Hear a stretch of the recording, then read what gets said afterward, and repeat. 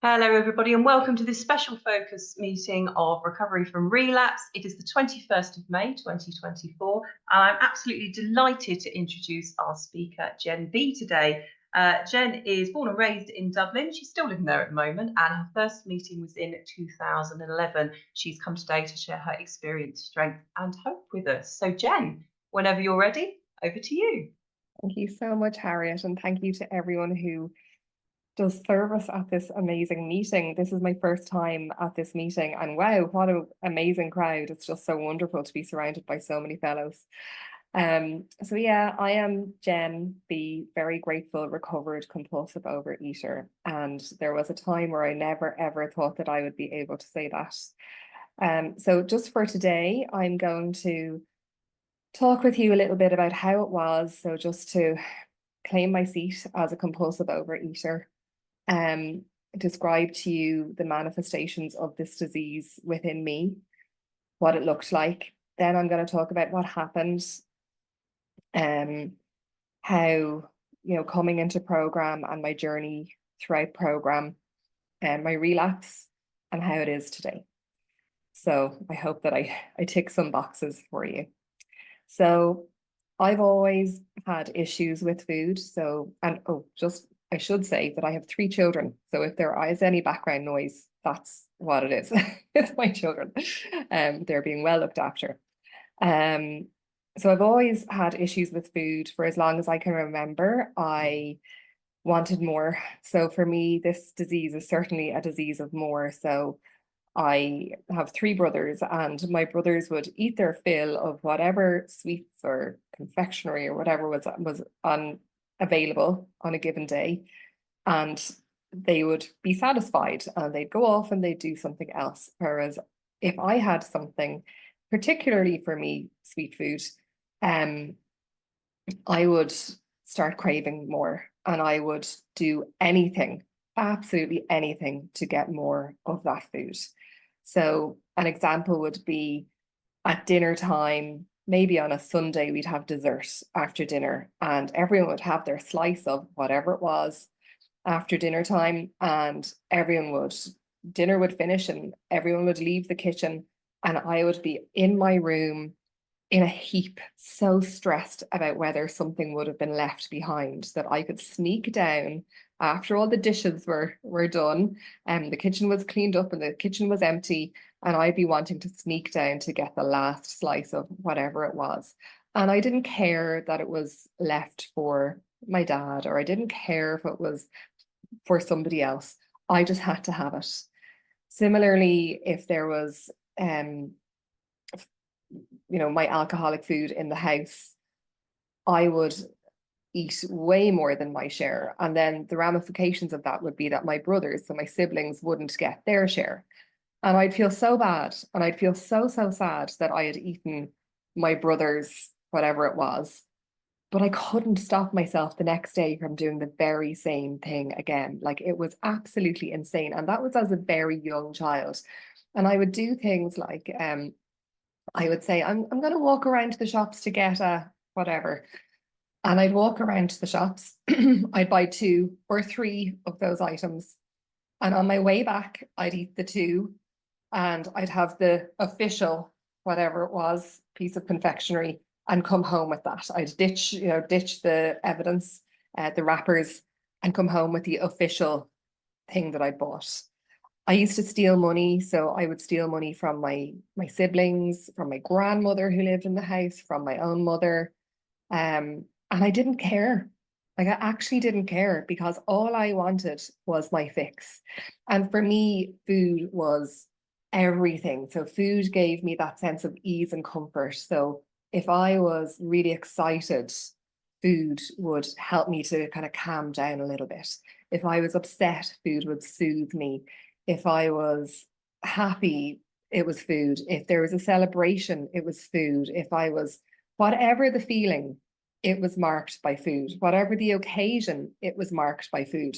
I remember going to birthday parties as a child, and I didn't care about the games. I didn't care about seeing my friends. I didn't care about any of that. In fact, I wasn't bothered about any of that. All I wanted to know was, how much food could I eat? That was all I was there for. And when was the food going to be out, and when was the cake going to be cut, because I wanted it. And did I have more than everybody else, or did anybody else have a bigger share than me? Because that wasn't fair.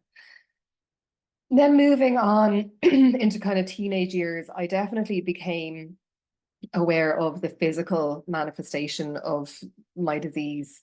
I started to gain weight. I suppose I was a little bit less active. 5 minutes, Jen. Thank you. That was 10 minutes, was it? 5.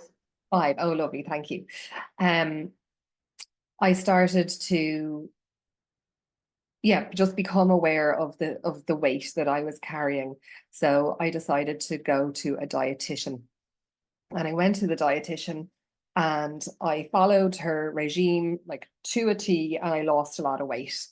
And when I lost weight, my friends and family decided that now it was a safe time to comment on how I used to eat. So my friends would say, oh, at break time in school, we'd go up to the canteen and buy one item and you would buy 3. And suddenly I realized that other people were aware of how I ate. I thought that I hid it really well, but I didn't. So for me, that was a green light to be very secretive with my food. And I had weight loss on that occasion, but I couldn't maintain it. As soon as I started to eat my binge foods again, my trigger foods, my alcoholic foods, I was lost. So I was straight back. I gained the same weight and more, but this time there was this really awful guilt and shame and secrecy behind how I was eating.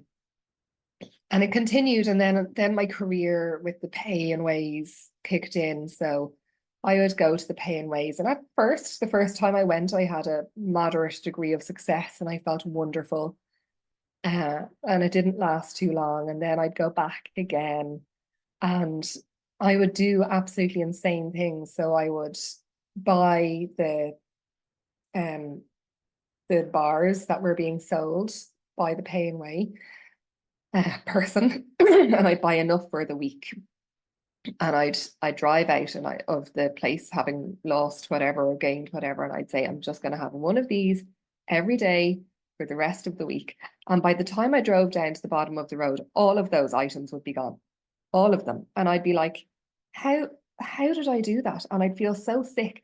And then my solution to feeling really sick would be to swap. So I may have gorged myself on something sweet. So then I'd swap over to something savory. And then when the savory wasn't working anymore, I'd swap on to something cold. And then my stomach would be ready and I'd go back to sweet again.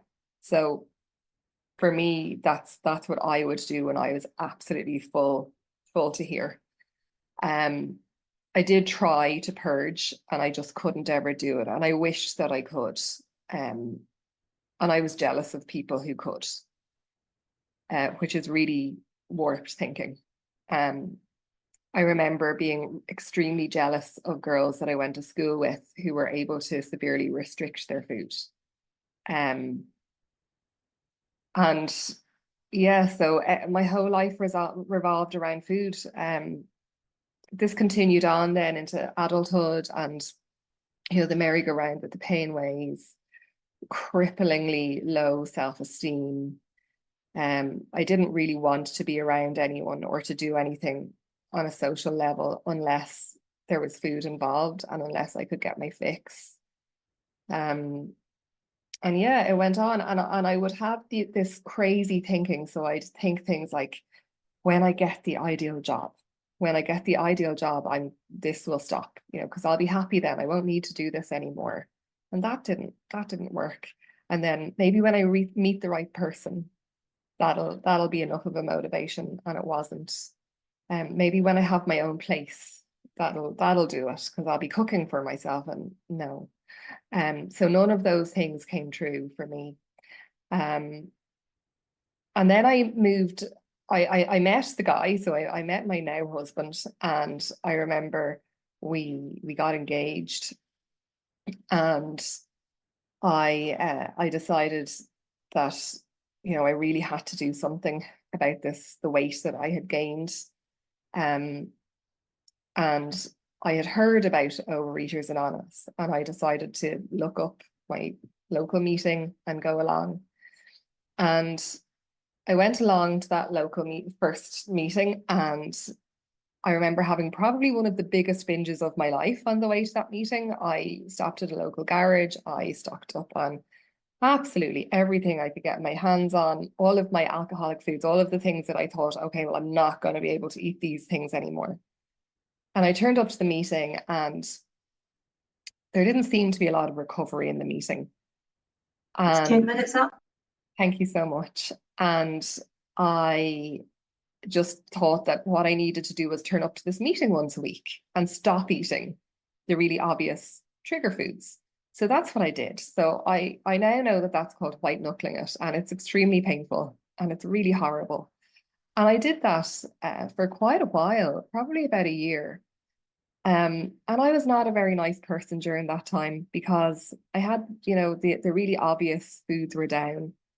But I felt really hard done by. I really felt hard done by. Like, I was mean about it. I remember making our wedding cake and feeling so annoyed that I wasn't going to get to eat it. I had no neutrality. It was just like being on another diet with no payoff. It was just horrible. I didn't have a sponsor. I didn't know anything about working the steps. I was literally white knuckling it and turning up to a meeting once a week where everyone gave out their weeks. And that's just what was available to me at that time. So got married, and then I remember thinking, okay, well, maybe if I get pregnant, if I'm pregnant, that is the ultimate reason to stop eating like this, because I was still binging on other foods, but just not the really obvious foods. So I got pregnant, and again, couldn't stop eating compulsively. Like, I remember just eating and eating and eating until I felt so unwell and being so concerned about the baby, and wishing and hoping that I would get diagnosed with gestational diabetes so that I'd have to stop. And I didn't. But now, looking back, I know that even if I had been diagnosed with gestational diabetes, I wouldn't have been able to stop, because I am completely powerless over this disease and over food. So I had the baby, and at that stage then I just completely stopped going to the meetings altogether. I was completely doing it by myself. I was abstinent one day, I wasn't the other. I really didn't understand what abstinence was for me. It was just a really, really messy time in my life. And then this awful, awful guilt of knowing that I was eating stuff that I couldn't eat, that I shouldn't eat, and that I couldn't stop doing it. And that now I had a baby to look after. And I was sedentary, and I didn't move a lot, and I was cranky, and I wanted things my way. And I don't think I was a very good person or a nice person to live with. Even in my work life at that stage, all I wanted to do was eat. I would be late to work because I'd be stopping at garages on the way. I'd have my head in the cupboard, stuffing my face with binge foods.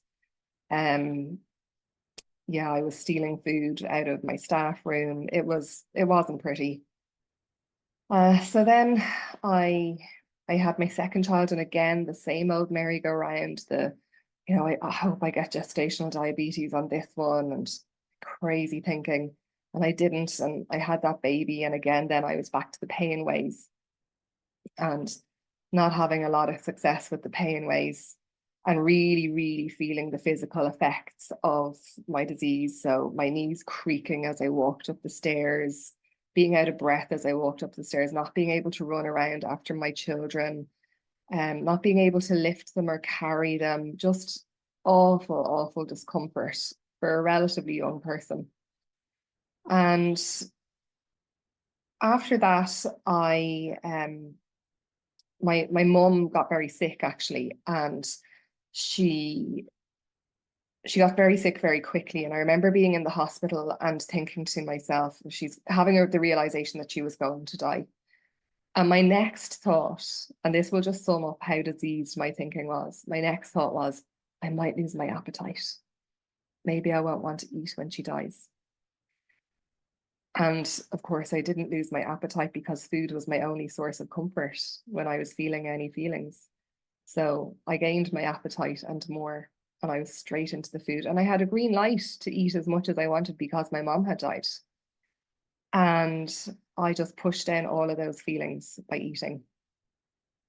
And I heard somebody on the radio from Overeaters Anonymous, and they were talking about it, and I thought, I'm gonna go. My mom was a fellow in recovery in a different program. So I thought, this is a sign now, I'm gonna go. And I had her big book. I still have her big book. And turned up to this meeting, and there was recovery. There were people there who were well. And I thought, oh, I'm gonna have a bit of this now. So I got a sponsor and I started working the steps, but I just couldn't get it. I couldn't stay abstinent. And what I didn't realize at the time was that I was still ingesting foods that were causing the allergy of the body. So they were causing me to crave more and more and more. And they were really subtle things. And I just couldn't figure out why I couldn't stop eating. So I went through the steps, expected this like miracle at the end of working the steps, feeling like, oh, I've graduated now. Where's the miracle? And it didn't come. And at that stage, I was expecting our third baby, and I was really, really feeling the effects of the weight that I had gained. And my blood pressure shot up, and I ended up being hospitalized. And I remember being so stressed in the hospital and really worried for myself and for the baby. And my only solution was to go down to the hospital shop and buy a packet of biscuits, because I didn't have any other coping mechanism. I didn't know how else to cope, knowing that my weight was killing me and my baby. So I had that baby, and I remember lying there beside this beautiful baby boy and feeling so overjoyed at this amazing baby, and also having a really profound understanding of the fact that I was not going to be around for most of his life, because my high blood pressure didn't come down. So it wasn't pregnancy induced blood pressure, it was disease induced blood pressure. And I just had this feeling of, I'm committing suicide. I'm going to end up having a stroke or a heart attack, and this baby and my two girls are not going to have a mum. And my solution to that horrible feeling was to eat more. And I knew at that point that I was really absolutely powerless, that the food had me licked. And amazingly at that stage, a fellow reached out to me from that meeting, that meeting that I'd been going to, face-to-face meeting. And she told me that she was working the steps a different way, and listening to these phone meetings, and just she was on fire. Like, she was my Eddie, she just kind of had what I wanted. And at that stage I was so willing. If she'd asked me to just stand on my head for a day, I would have done it. Like, it was just, you tell me what you've done and I will do it. I was so willing. And she talked about entire abstinence. Like, that was just something that I never understood before. So that was just at the beginning of COVID, actually. And it was hard, but in ways it was easy because I was at home, but I was at home with 3 little kids during COVID, and a baby. And I got abstinent, and it was amazing. And the miracle happened, like, I got that food neutrality. It was absolutely amazing. I worked the steps. I did what I had to do. I worked really, really hard. I did everything my sponsor asked me to do, because I knew that my way wasn't working. And that was amazing. And I started, I found a beautiful online meeting and was attending that, and started sponsoring people, and everything was just really, really great. And then before last summer, I suppose, I started, slipping a little bit. So my story of relapse is not that I picked up my alcoholic food, but my food got really messy, and I started to compulsively overeat again. And I haven't picked up my alcoholic foods, but for me,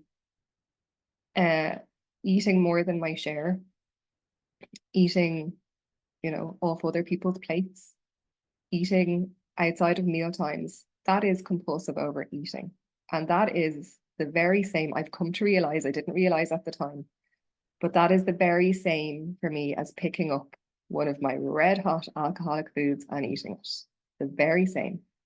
And for a long time, I kept saying to myself, but I'm not eating my alcoholic foods. I'm fine. I'm fine. You know, I can do this. It's fine. But the hand was going to the mouth with my abstinent food compulsively, couldn't stop it. No matter how much I wanted to, the hand was going to the mouth and I was absolutely powerless. And what it did to my head was insane.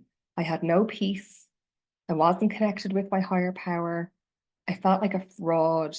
I was sponsoring people and I felt like I didn't have a message to share. Just my peace of mind was gone.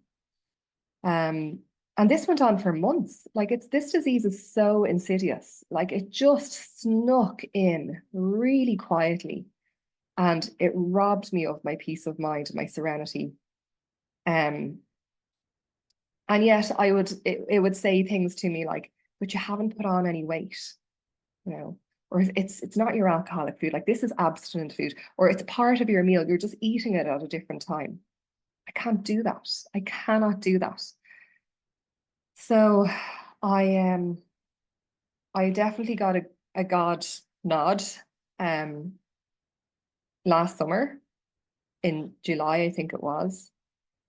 And I you know, things were hard as a family. I've, you know, kids with special needs, additional needs, and you know, things were kind of tough. And I was attending some outside help and I got a kind of a lightning bulb moment and thought like, I need to get honest about this. Like, I really need to get honest about this. So I called somebody, I kind of lost touch with my sponsor. I called somebody who really had what I wanted, you know, somebody I knew from my home group. And she just, you know, one of those people, they're just serene. You just know that they've got it. And I rang her and I got really honest with her. And again, I was saying to her, but you know, like it's not relapse, but my food is messy. It's messy. So there's a lot of denial there. It took me quite a while to get to, you know, it was a relapse. And she was just so kind and so tolerant and understanding, and she'd been through it herself and there was no judgment. And she just asked me, was I willing to just look at the food again? Which I was, and there was more food and drinks actually that I needed to surrender. And I needed to start again. And it was and I had to let go of sponsees. And it was a real leveling of my pride because I thought I had it. You know, I thought I had it. But the reality of this disease is that I only have it for a day or an hour. And it was a really great lesson for me in humility, in that this disease is always going to win if I'm not entirely honest. So I had to have those really difficult conversations with my sponsees. They were so loving and so understanding, and I had to step down from service positions in my home group. I'm a real perfectionist, like that did not sit well with me. And I had to get really honest and really humble. I went through the steps again. And I have to say that it was the most wonderful thing that I've done, because what it's given me is a real connection with my higher power. So I think that was missing first time round. I think that I never really quite got it. And I can say today that I do have a really good, profound, loving relationship with my higher power that I'm really willing to grow. And communication is a big part of that.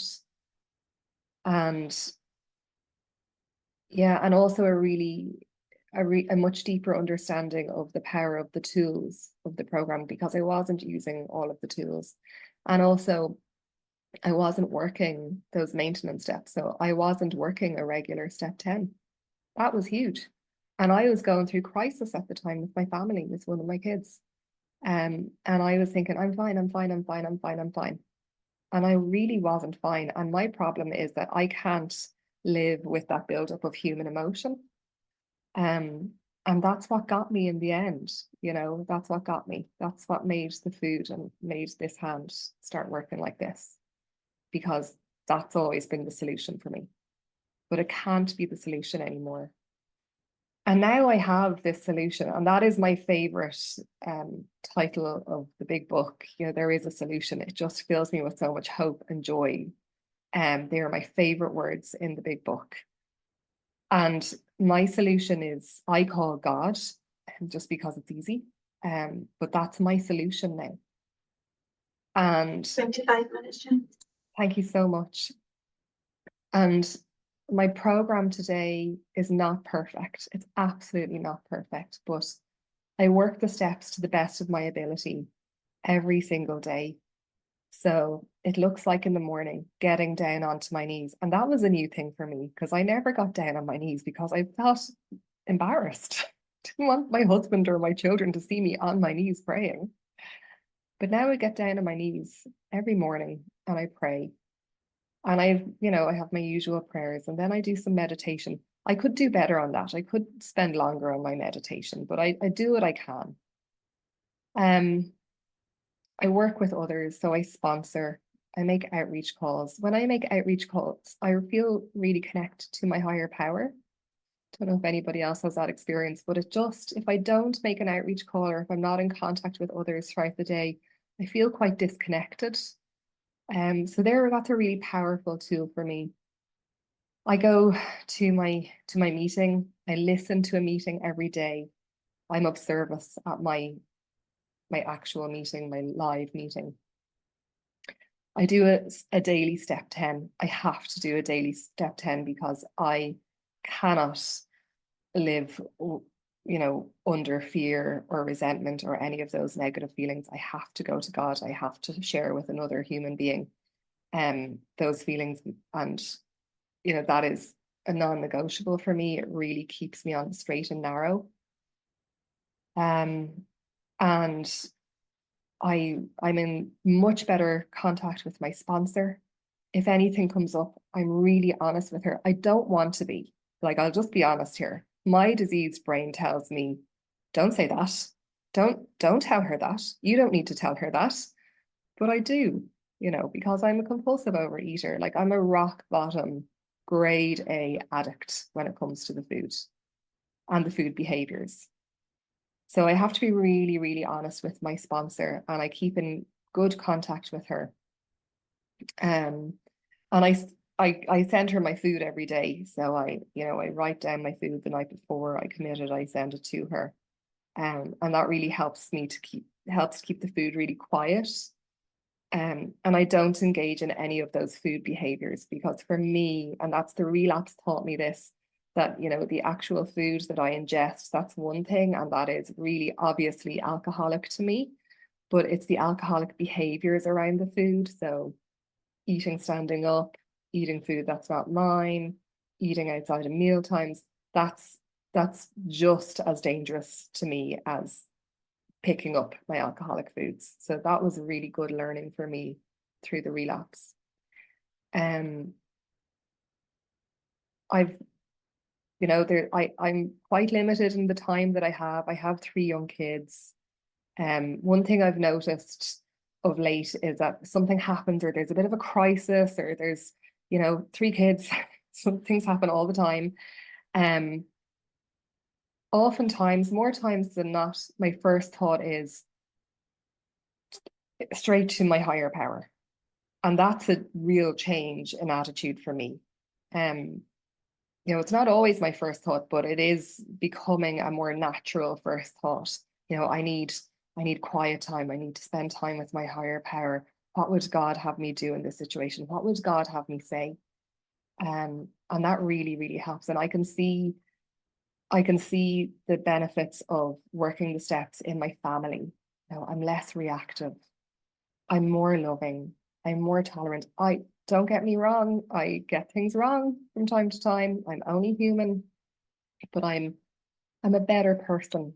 I let my higher power lead the way. I don't want to fix everything anymore. I don't want to manage everything. It's not about me. It was my dad's 80th birthday on Saturday, and something like that would have driven me to distraction before.